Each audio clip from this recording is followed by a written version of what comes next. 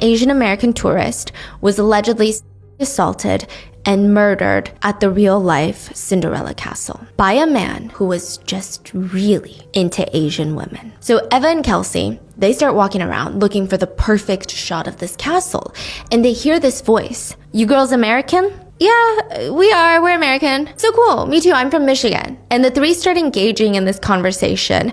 It does seem like the man was the one that kept it going, but he wasn't creepy about it. And then he says, "Hey, do you guys want to see the castle from another viewpoint?" At first, the girls are kind of hesitant, but they look around. It's broad daylight. It's one of the biggest tourist spots in the country, and this man has been nothing but normal and nice to them. They go with the man, and he starts taking them around the trail. And somewhere along this trail, the man's demeanor completely changes. Kelsey was walking a little bit ahead, and she heard a scream, turned around to see the man trying to violently presumably assault Eva.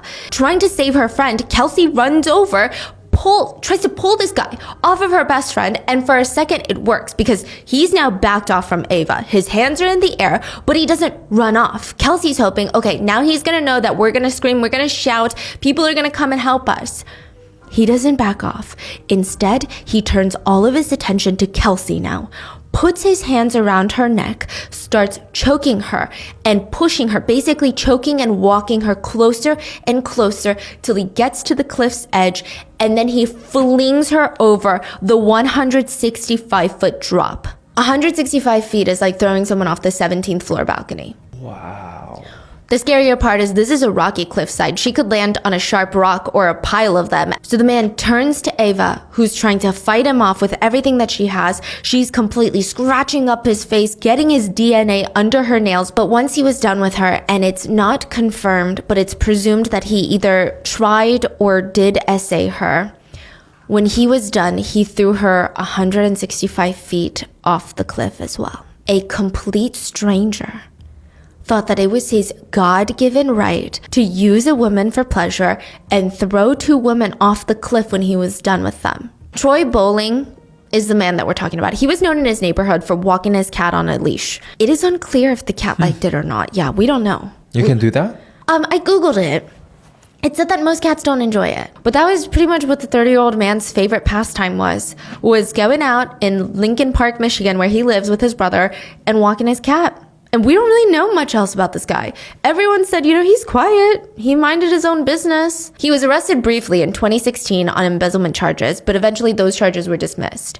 And the rest of his free time, a lot of his close friends said that he spent playing Dungeons and Dragons.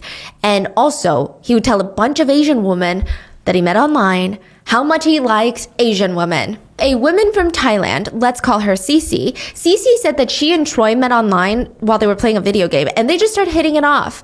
He seems like a nice guy. He seems really genuine. It was just this cute online friendship and nothing more.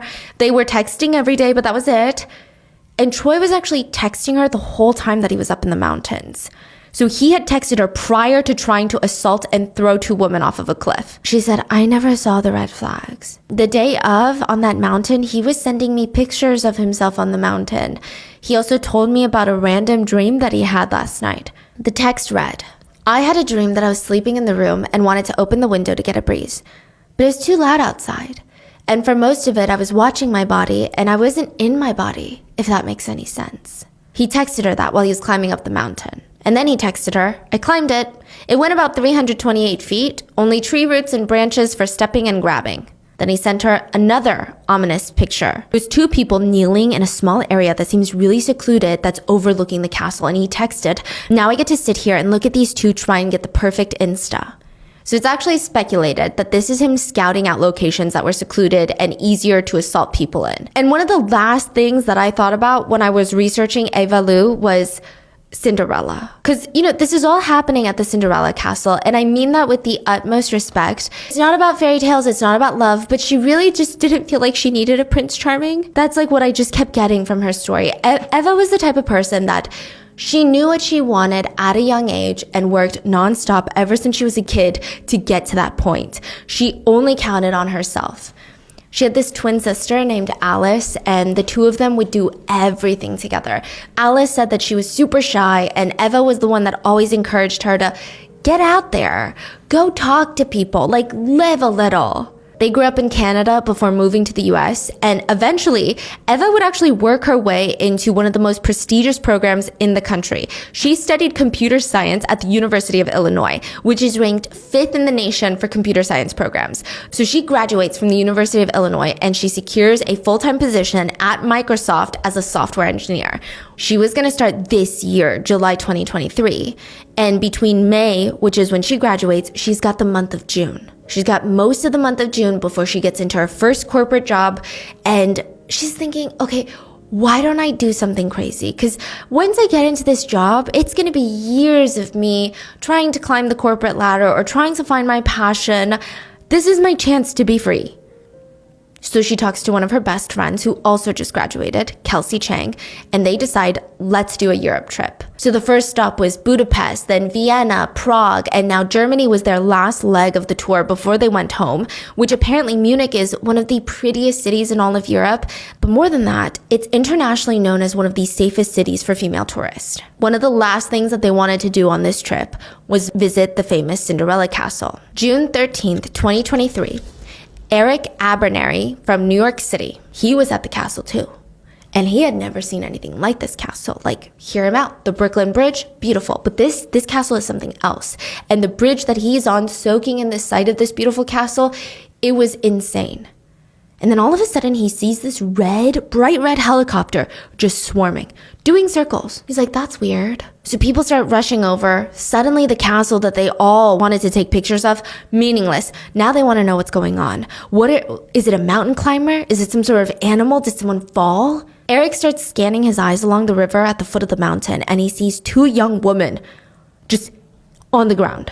They look closer to teenagers than anything. One of them was moving but hanging onto a tree, so it looks like she was stuck in a tree or landed on a tree. The other one was laying motionless on the ground. Rescuers are coming down on rope, being lowered into the dense tree-lined rocky cliff. It looked like they were sending down a claw machine, just trying to catch something, going up, failing, trying to go back down. It was weird. When one of the girls was being lifted onto the helicopter, the rest of the tourists could see she was moving. Thank God, she was alive. Kelsey would call Eva's twin sister and say, Alice, he threw us off the cliff. He was not that hard to catch. All exits out of the tourist spot were shut off immediately. 25 emergency vehicles were sent to the scene. A lot of netizens speculate that Eva actually helped in catching their perpetrator. His face was bright red with all of these wounds from Eva, and it was pretty easy to pick him out from the crowd. And he was about to be charged with homicide. Kelsey had survived the fall, so she had fallen onto a tree. Now, even though she fell 165 feet, just like Eva had, because she fell on a tree at an angle, it softened the impact and helped her survive. She was responsive when the rescuers got to her. She was able to talk, able to communicate. This is kind of a crazy miracle. Falling nearly 165 feet, Kelsey only had minor injuries. Eva landed just a few feet away from her friend, so nearly in the same spot, but she landed flat on the ground. There was no tree there to break her fall, and that would literally be the difference between life or death. We're not sure the extent of Eva's exact injuries, but she was unresponsive when rescuers arrived, and she would pass away the night of at only 21 years old. She stayed at the hospital morgue while her family flew in from across the world to be with her. They just wanted to bring her body back home. So the family, they flew to Germany, flew back to the US with Eva on Father's Day, June 18th, 2023. Eva's father said it was the most painful Father's Day of his entire life. And the worst part, the more painful part, is that German prisoners probably live better lives than the average free American citizen. Prisoners in Germany live in rooms. They look more like hotel rooms rather than prison cells. They sleep in proper beds. Guards at German prisons are advised to knock before going into prisoners' rooms. They have privacy. If prisoners are hungry, they can walk to the communal kitchen and cook their own meals. They get paid for work. They have opportunities to leave the prison and hang out with their family, learn skills, get an education. They can even decorate their little hotel room. That's where he's at right now? Yeah. It said German prison cells look more like maybe dorm rooms at liberal arts colleges. You get phones in your hotel cell so that you can call anyone at any time that you want. You can even call the media if that's what you want. I think the US prison system is not great. at all. I mean, I've been pretty vocal about wanting to learn more about the system in general and how it targets the underprivileged. And clearly Germany is doing something all right, since they have lower crime rates than the US. They have less reoffending criminals. But for this case in particular, a lot of netizens were angered that an American tourist killed 2 American citizens abroad. He should face American prison. Yeah. Why is he not here? Because the crime took place in Germany and there is no plan to extradite him to the US. A lot of netizens demanded he be brought back to the US so he could be tried for murder and potentially face the death penalty here, since Germany won't do that for him.